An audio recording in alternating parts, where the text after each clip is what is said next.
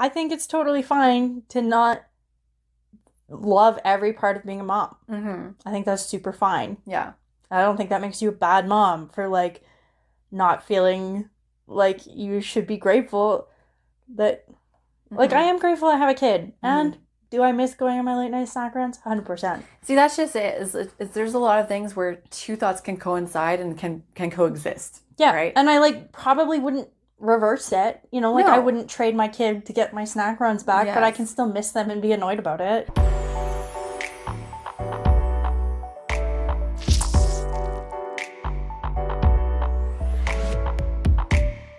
Controversial mom opinions and go. Rapid fire. Being a mom isn't my whole identity and doesn't have to be a reason to lose personal ambitions or goals. Dads don't babysit, they parent. You're not a bad mom if you don't enjoy playing with your kids. I don't have to be grateful for every sacrifice I make. Just because I'm the mom doesn't mean I'm the default parent for everything. Feeding kids organic only is overhyped and unrealistic. We said it. Okay, Sarah, let's break some of these down, really deep dive into each one of these points. Yeah, first one on the list, I think a lot of people are going to relate to this, is that being a mom isn't my whole identity and doesn't have to be a reason to lose personal ambitions or goals. And I think the audience might be a little bit split because it's a little bit of an old-fashioned, well, maybe I shouldn't say old-fashioned, but it's a little bit more of a traditional mindset to think that once I'm a mom, that is who I am, and that's where all my attention is focused. And a lot of people might love that and think that that is like their purpose, which is totally fine. For me, I didn't feel like that was who I was going to be. And in fact, when I became pregnant, there was a lot of time in therapy that I spent talking about this because I almost viewed it as more of a negative life sentence, which is kind of unfortunate to say because I do love being a mom and I saw a lot of joy in motherhood from my mom and my grandma and lots of people that I know. But myself personally, I knew that there were a lot of different aspects to myself that bring fulfillment that I didn't want to lose when I became a mom. And I kind of innately knew that to be the most like vibrant, present person I could be as a mother, I needed to incorporate aspects of, you know, my personal goals and ambitions and creativity that were outside of motherhood to be able to have just like a really balanced motherhood. And so yeah, this is going to be a little bit divided because I think it's a bit of maybe a newer way of thinking. I think traditionally it was, okay, you're a mom or you become a working parent. And there was a lot of negativity around, okay, if you're a mother and you choose to work outside of the home, then you are by default putting your family to the wayside. And so that kind of like mindset can sometimes drift off into, you know, your ambitions and goals. And so it can become a negative thing. It's like if you have ambitions and goals, you're going to be putting off your family and all these really positive aspects of parenthood and family life. Whereas I think personally, it can really help to expand on it. And that's what I want to focus on in my parenthood. And especially in this podcast is kind of open up that, that possibility that those things can add value to your parenthood. 100%. I definitely relate to that as well. Around the 6-month postpartum mark, I really started to get like twitchy because I felt like all I was doing was taking care of my son and trying my best to keep on top of the house and not really even feeling like I was doing that very well. Yeah. It starts to feel like Groundhog Day a little bit. And I remember having a conversation with Omari just saying like, look, like I'm going crazy not having anything that feels like it's like just for me. You know, like I was like totally missing like so many different facets of my identity. Part of this for me too, I feel like was also not feeling identified with old parts of my identity. Ooh, can you expand on that a little bit? Like, what does that mean? So during these conversations where I'd be telling Omari, like, I don't really feel like I have anything for myself. like, you are still playing men's league football, which is great. Like, I'm glad you have that outlet. But, like, I kind of feel envious of that because I don't feel like I have a thing that's my thing. And he kept on saying, like, why don't you go back to dancing? Like, go back to the dance company you were with, blah, blah, blah. I was like, but I just don't feel like I want to do that. It's not the same anymore. No. And, like, I just didn't feel like that, like, going back to that, I don't think would have filled me up the way I was, like, craving to be filled up, you know? Like, it just didn't feel like that was something that, like, I was strongly identifying with anymore. Right. But I also didn't have something to, like, replace that with yet, you know? And so, like, being, quote unquote, stuck at home with my kid all day, I think for Omari, it was like, well, she's not working. Like, she doesn't have the stress of going to work. Like, she just kind of gets to, like, relax with our kid all day. Which, yeah, it was great at first, but, like, you can only do that for so long before you're like, and what? And then what, you know? So, yeah, I agree. Like, I don't think being a mom, for me anyways, can't be my whole identity because the couple months I was not in a great place. Yeah. Yeah. Well, especially that transition from you're focusing on yourself by yourself to now you focus your attention on a little person 24/7. Yeah. Even when it's a break, like let's say nap times or like your partner has your child, you're still like on shift. Like you're still thinking about the things that have to be done. Yeah. You're still your attention is taken by that person. And so it's definitely not the same. No. Yeah. So I'm going to use that to segue into the next opinion, which is dads don't babysit, they parent. Preach. Because I feel like, I mean, we've finally got to a place in our relationship now where this is more balanced. Good. But at first, I think... Did it take a while? It took a few conversations about, like, no, this isn't... And I don't think Omari... Like, Omari was always very clear, like, he was a parent. That's great. Yeah, it is great. But, like, I think where I'm coming from with this is, like, having to request time off of baby duty. Because if nothing's in the calendar, it's just kind of assumed that I have Arden. Yeah. You know? Yeah. Yep. And so this kind of having to, like, ask somebody else to watch him was a weird hurdle for us, you know, at first. And yeah, it's interesting. I've even had, like a friend of mine, we were making plans or whatever, and she's like, oh, is Omari babysitting Arden? And I was like, dude. Do not use that word. Don't, like, Omari is his father. Like, he is not, you know? Yeah. So now it's gotten to the point where I just am like, no, I'm doing this and you have him. And if you can't have him, you figure it out. Yeah. You know? Yeah. And that's been working and it makes me feel a lot less like I'm always carrying the load. Even the mental load, like what you're saying. Okay, so now if you're going to be taking care of the kid, but you can't, if there's something else, then you figure out how we're going to navigate the situation. Yeah. And that's taking the mental load off of you of having to figure out all the ins and outs. Yeah. And I think a big part of that for me anyways was going back to work part-time, you know. So there's like set times each week where I'm not available. Yeah. And I don't really have a ton of flexibility with that. Yeah. You know, like you have to be home at 4 so I can get to work for 4:30. Sorry.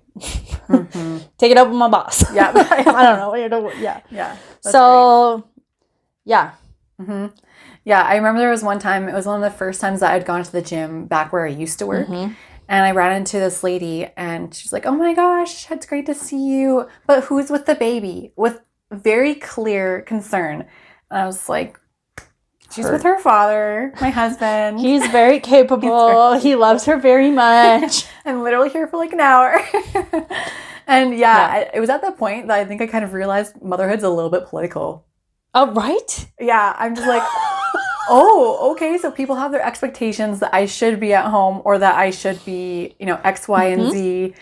And that there's nobody else really involved unless I ask for them to be involved. Yes. Like, okay, so now we're approaching this like weird cultural shift where that expectation is still there, but the realities are that I think a lot of moms now, and maybe this is just the circles that I'm in, but I think a lot of moms now are expecting more out of their partners, and it's like a non-negotiable. Like kind of what you're saying. Yep. The partner is aware that they're a parent, but there's now more conversations where it's like, okay, I'm glad that you're aware that you're an equal partner in this, but this is what you need to do so that I can have my time and that we are working on this together and you're not taking my presence almost for granted. Yeah.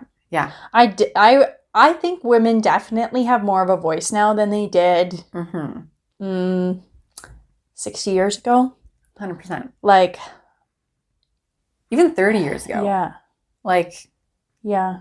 It's been quite drastic, I think, in the last, 15 to 20 years. Yeah. Because even, never mind. I'm going to move on from that thought. Yeah, I'll move on. So the next controversial opinion I have, Maddie, is one that actually was groundbreaking to me pre-baby, where I'd heard it from another friend, and I was like, that makes motherhood sound a lot better to me. And it's that you're not a bad mom if you don't enjoy playing with your kids. And so this was earth-shattering to me because I grew up as the oldest sibling of a large family. I have 5 younger siblings. Yeah. And so being around kids was not new to me. But as I got older, I kind of realized it wasn't like a kid's kid. You know? I just like, I'm not the first person that will jump into the ring and say, I'm going to play Legos with you, or I'm going to like rough and tumble, or we're going to put on a play.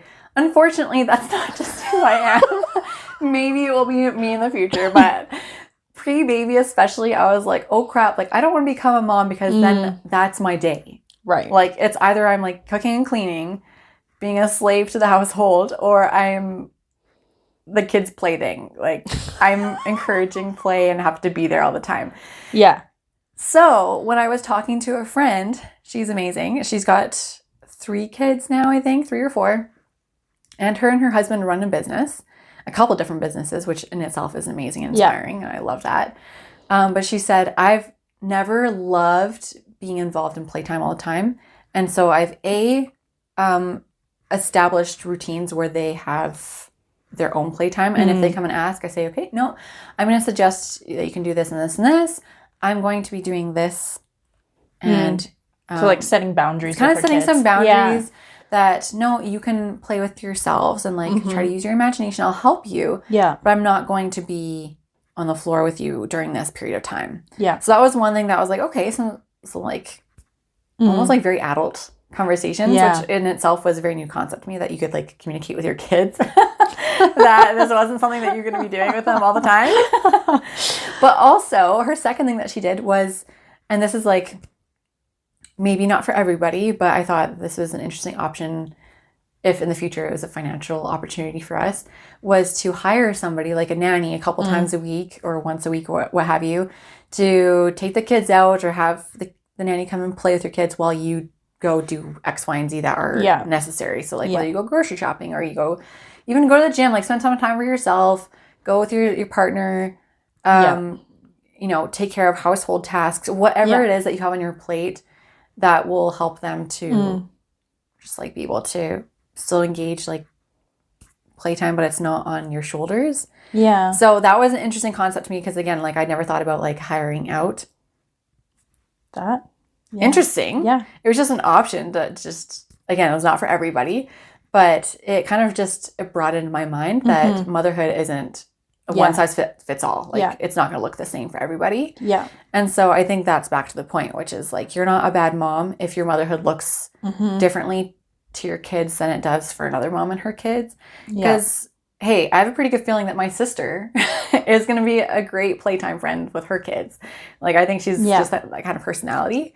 And that's great. I think they're going to thrive in that. And if not, that's fine too. Yeah. See, I feel like I'm definitely more the I don't know. I'm more the parent who would get in there and play with her kid. That's great. You know? And like and like the opposite is interesting for me. I mean, I also agree that like the thought has crossed my mind, like it would be kind of nice to have somebody come in once a week and entertain my child while I cook and clean, or hire somebody to come in once a week and cook and clean while I play with my child, you know? Or okay, that's a good point. Like having the roles reversed, where like you want to have that focused time with your kid and you want somebody else to kind of take care of other things. Yeah. But let's bring this back because you just brought a connection to my mind, which is we go to the gym and leave our kids at childminding for an hour or two. Yeah. Same thing. Yeah. Or if I wanted to take your child for 3 hours on a Sunday and you could go shopping by yourself. Do a little switcheroo. Yeah, do a switcheroo. Yeah, exactly. Exactly. And you don't have to feel bad for that. No, because sometimes you just need a break. Yes. Yeah. But also, I like high-key super love playing with my kid. Like, it's actually, like, when I'm in the mood for it, love it. Mm-hmm. When it's like 7:30 in the morning and he's been in bed with us since 5, kicking me in the back. Yeah. And then he starts like blowing on my belly because that's like his new thing is to blow raspberries on my belly all the time. I'm not really in the mood for it. You're like, you know? please give me some space. But like, I don't know. We go to the like play structures and stuff sometimes, and like, I kind of think it's hilarious running through those things with him. Totally. Well, and I think that's it. Is there's a bit of a balance, right? It's Yeah. like you can both enjoy playing with your kids and not enjoy playing with your kids all the time. Yeah. Right. And so I think that's where the balance was for me. Is I was thinking that I was gonna have to enjoy it all the time, and that I was gonna be a bad mom if I didn't. Okay, Arden's gotten to the point though where, and I don't know if you relate to this, but like some of his favorite things to play are the most annoying things ever. So he was always yelling at me when I was spraying down the counters in the kitchen that he wanted the spray bottle. Yeah. And my sister had a spray bottle with water in it and showed him how to spray it, and he loved it, thought it was hilarious. Oh, no. So then I was like, well, I'm going to have to go get a spray bottle. Well, I didn't have to, but I thought, oh, it'd be kind of fun if I went and got a spray bottle. He clearly enjoyed it. That, like, he can help mommy clean. No, it's his absolute favorite toy, but he runs around and he thinks it's funny to spray people with it. And then, like, he'll spray just, like, the wall, and there's, like, water running down my wall. And so I've been trying to teach him that when he's using the spray bottle, he has to carry the rag and clean up after himself, which he does, like, 10% of the time. Because he's 17 months old. Yeah. Like, that's the level of his capacity. That's awesome. But I'm like, yo, why did I get him the spray bottle? Like, this is so annoying to me. So now I have to hide the spray bottle. Mm-hmm. Because... And then if he sees it, it's then automatically he toy. sees it, game over. Yeah. Same thing. Omari bought him a bubble gun. A little, like, it's like a little gun, and it blows bubbles out of it for like $3 at Walmart. Low-key super Loves fun. it. Yeah, super fun. Yeah. But it's an outside toy because when he plays with it in the house, it gets all over the hardwood, and then he slips on it. Yeah. And then he cries about it. And then like, there's where you have to teach like the spray bottle and the bubble gun all together. Oh no. Yeah. And also, what are the other annoying things he does that I'm like, why do you love playing this so much? This is so annoying to mommy. Yeah. There's a laundry list of things. The diffuser. Oh no. He has learned now how to like fill the diffuser. So he'll like crawl up on his little like learning tower thing in the kitchen, and he'll yell and point at the diffuser. And then he'll yell and point at the little cup to fill it up, and then he yells and points at the like essential oil thing, and then he like toddler. He'll like pour the water into the diffuser, and he'll like pretend to add the oil, and then he'll like put the lid on top, and he'll push the button to turn it on, and then he'll like lift up the lid and put it down, and lift up the lid and put it, and then there's water. Oh. My kid just loves water. This kid loves water, yeah. And it drives me high-key crazy. Yes. Because that's one thing that it's like you have to clean up once it's spilled. Yeah, because otherwise it wrecks the floor. Yes. And it's a hazard, like you said.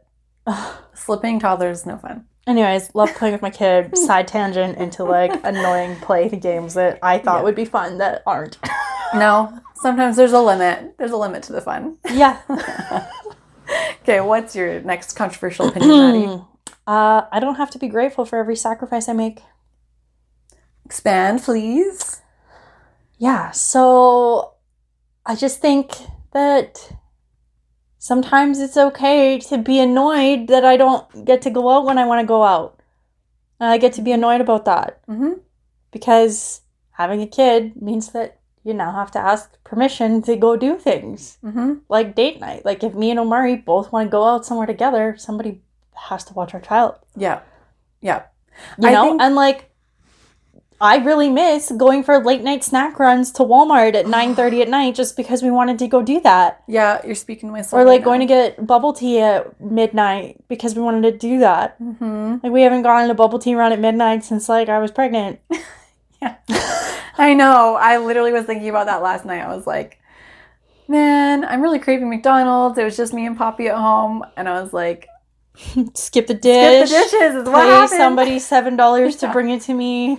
Yeah. Double the price of my burger. Yeah, exactly. She's like, this is not the play. Yeah. And so I think it's totally fine to not love every part of being a mom. Mm-hmm. I think that's super fine. Yeah. I don't think that makes you a bad mom for like not feeling like you should be grateful that like I am grateful I have a kid and Do I miss going on my late night snack runs? 100%. See, that's just it. Is there's a lot of things where two thoughts can coincide and can coexist. Yeah. Right. And I like probably wouldn't reverse it. You know, like I No. wouldn't trade my kid to get my snack runs back, but I Yes. can still miss them and be annoyed about it. See, and that's funny because I feel like when people hear moms complain about pretty much anything, they feel the need to say something along those lines of like, you're going to miss this, or feel grateful because it's such a wonderful experience, or like, would you get rid of your kid? Like, duh, no. I'm not going to get rid of my kid because I miss going to Tim's at midnight. Like, I'm sorry. Yeah, I do. But I can still miss it. 100%. Yeah. I think, that is something people will say. It's like when you're kind of in the thick of like, oh, my baby's not sleeping through the night, blah, blah, blah. Sometimes people will say like, oh, you'll miss this when it's over. And like, I agree because that part is almost over for me. And there are days where I'm like, oh, I do kind of miss like just it being me and him at 2:30 in the morning, even though I was exhausted and didn't always love that while it was happening. Like, I'm like, oh, I do miss when my baby was so little. Mm-hmm. You know? Yeah. Even though now I like enjoy when he can walk by himself while I carry the groceries in from the car. Yeah. That's so nice. The next level of parenthood hasn't been unlocked for both of us, and I'm just like... It's so great. I'm like, oh yeah, I can carry stuff in both my hands and you can walk. Great. Yeah. Awesome. And I can tell you to take your coat off. You know how to do that. Yeah, and do I miss sometimes carrying my little baby? Yeah, 100%. Yes. But in the moment, I don't ever feel like somebody telling me, oh, you'll miss this when it's over was always a super helpful thing to say. Mm-hmm. But yeah. Yeah. I have a friend, bless her, she's got a journal. This is... like life-changing. Everybody should implement this right now. Get a journal, write down the things that you wish somebody would remember about early childhood parenting, such as don't tell early moms that they're going to miss this when they're tired, or don't tell moms that they should be grateful for X, Y, and Z, or remember to bring your newly postpartum neighbor a snack. You know, like little things that you wish people would remember. Or are shocked that people don't remember. Yeah, right. And she calls it her grandma journal. I love that. It's like so things that you will forget when you're a grandma, but should remember. Yeah. For people who are like in the thick of it. Yeah. Okay, going back. Yeah. What's your next point? Okay, my next point, my final point, is just because I'm the mom doesn't mean I'm the default parent for everything. So this kind of goes back to my story where that old lady, she wasn't even that old, I will say. Like... maybe early 40s. So again, I thought she'd remember what it was like. But very clearly concerned that I'd left my child somewhere. And that, I don't know, that it was like on me to make that decision solely of who I was going to leave my child with, or like if my child was left with somebody responsible. That person having been my child's father and my partner, my spouse. And I feel like this is something I'm probably going to see more often, like as we go into like the school system or like more structured programs. Yeah. Where it's like, oh, if your child like hits their head at school or like is in trouble or something, I feel like traditionally it's the mom is getting called more often than not. Yeah. And it's interesting because then there's also this crossover of almost like a hierarchy of hierarchy of roles, right? It's like, oh, mom is in charge of everything to do with home and household and kids because that's what she does. And the father, let's not bother the father because he obviously has work and that's way more important, you know? And so right now, I think really focusing on like that balanced parenthood of, yes, work is important, but that doesn't mean that the father isn't going to be involved. And again, talking from personal experience, is that I know that my partner knows what size of clothing my daughter needs, knows what kind of food she should be eating, knows how to prepare snacks so that they're baby friendly, like safe. Yeah. What time she should be napping, how much, you know, da-da-da-da-da. Because I'm not the only one that's in charge of her. And I think it's kind of become like a joke, especially on social media. It's kind of a bit of like father bashing sometimes of just the reality of like the dad or husband, whatever, not knowing basic to-dos with their kids. Yeah. And that irked me so much so, as a pregnant lady. I was like, no, this is not going to be our reality. Yeah. Absolutely not. Yeah. I'm just going to speak to the other side of it for a little bit because this is a conversation Mari and I have had kind of about like the roles of the default parent kind of conversation. Yes. And so, like, the other side of it would be Omari's been the default parent for income earning the whole year. Because, like, I literally had $0 coming in from an income because I wasn't working. Right. And so, like, I think as a father, that was weighing on his shoulders. Wasn't weighing on my shoulder. I just trusted that he got it, you know? Totally. And he did. And, like, that was his default role for the year, you know? Whereas, like, my default... And, like, I also think, like, probably for the first 9 months, I think Omari wasn't really sure how to, like, when Arden's upset, Arden wanted a boob. When Arden wanted to go to bed, Arden wanted a boob. Like, Arden was just so attached to me for those first 9 months that I don't really think Omari really understood, like, how to, like, engage with him. Because he kind of just, like, the baby isn't, like, I don't know if... You know what I'm trying to say? I do, yeah. It's and then, like, how can I be more involved when the baby only wants mom? Yeah, sort of whereas, like, now, like, I was at work and Omari sent me a Snapchat of him and Arden, and Omari's trying to fix the vacuum cleaner. And Omari's, like, trying to unscrew the vacuum cleaner, and Arden has his little, like, toy plastic drill there, and he's, like, beside Dad, like, trying to, like, unscrew the vacuum. Yeah. You know? Cute. And so now they have, like, their dynamic that's their dynamic, and it's hilarious and cute and whatever. And so, like, I think now that Arden's a bit older and... Like, he's kind of talking, but he mostly just babbles. But, like, he tries to communicate now, you know? Like, I do think that Omari feels a lot more confident, I think, stepping into those things. Yes. You know? Yeah. Whereas, so, like, now I feel like that default role has kind of, like, swung more back into a balance. Yeah. A little bit now that I'm, like, back working part-time. And, like, I do have a little bit of money coming in. So, like... You feel like... the way the bills are split, I was, like, adjusted a little bit, whatever. Yeah. You know? But, yeah, like, that was kind of, like, what Omari had just said is, like, as a dad, and you're not working, and you're responsible for this human, I'm responsible for ensuring that you guys, like, ensuring that you have a container to do that with it. You know? Yeah, and that's a really valuable point that you bring up, and I appreciate that. Because I think in this searching for balanced partnership... is that something that maybe isn't talked about and maybe can get minimized, is that financially we need somebody to provide for basic necessities.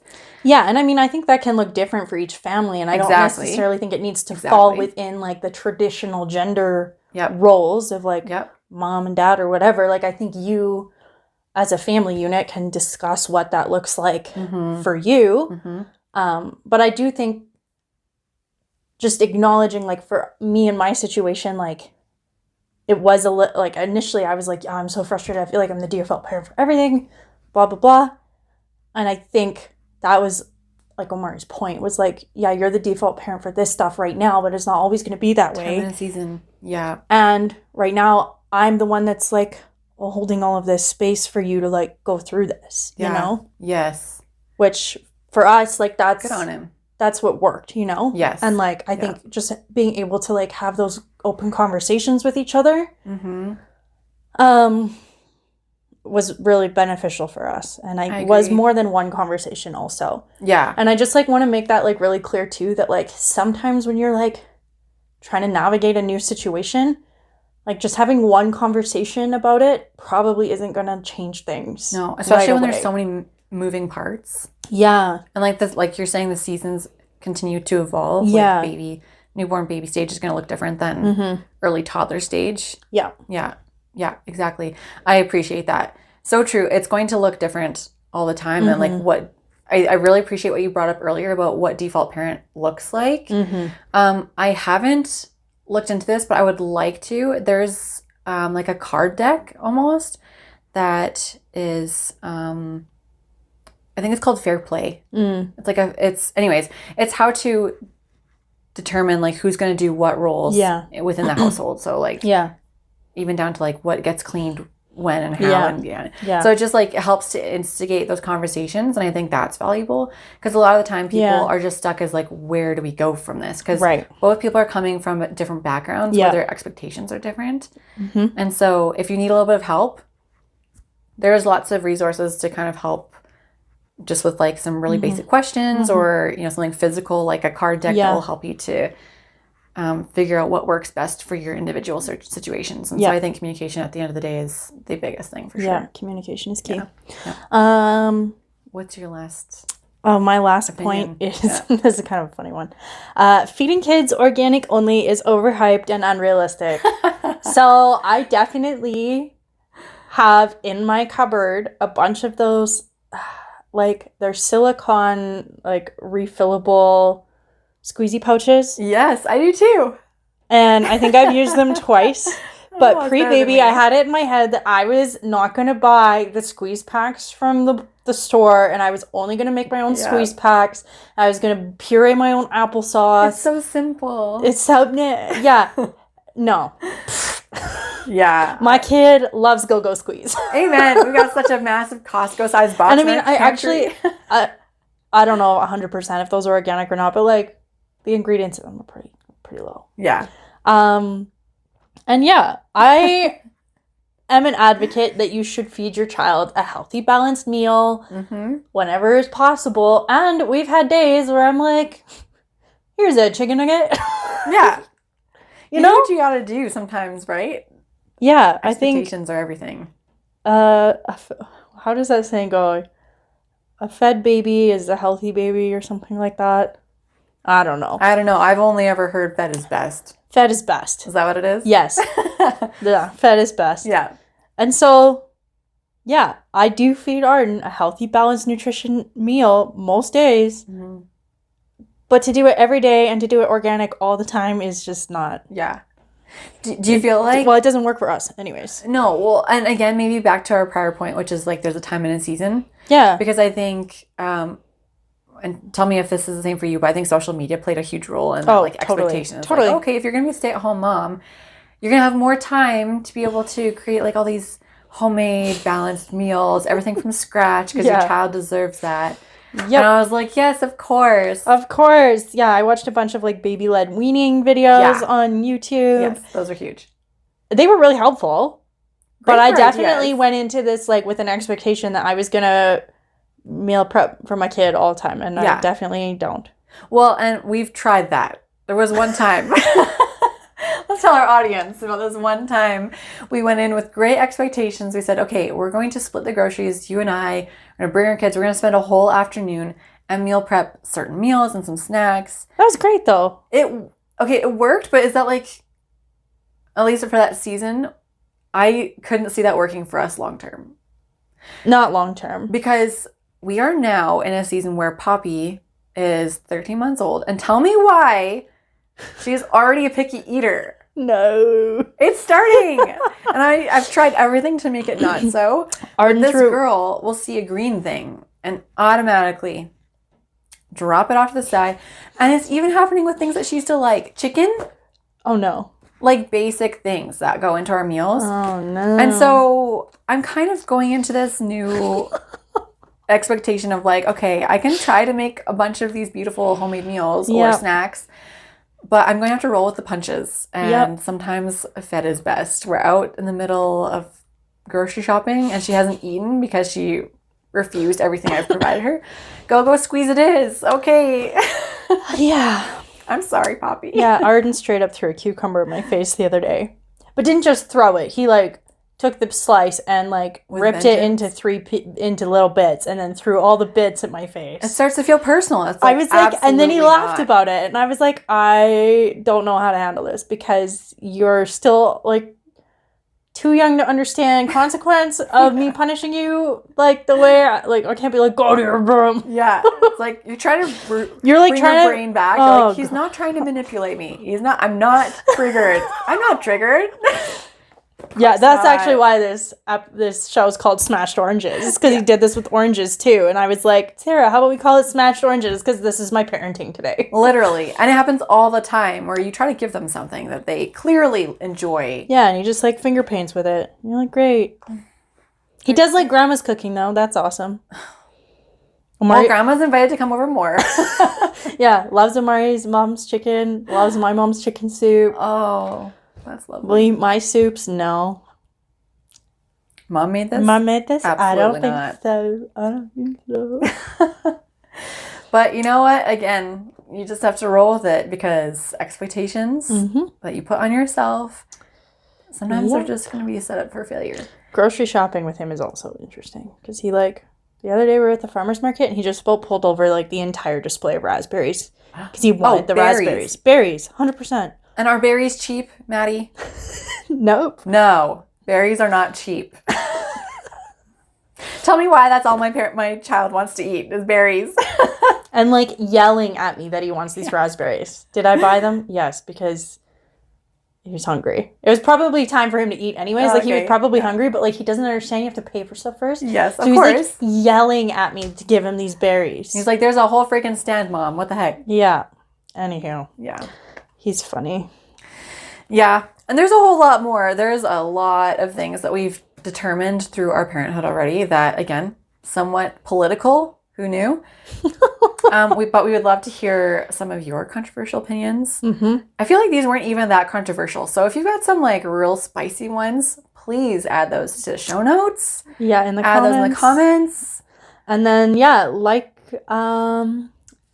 comment, and subscribe on YouTube. I think you can follow us on anywhere you get your podcasts.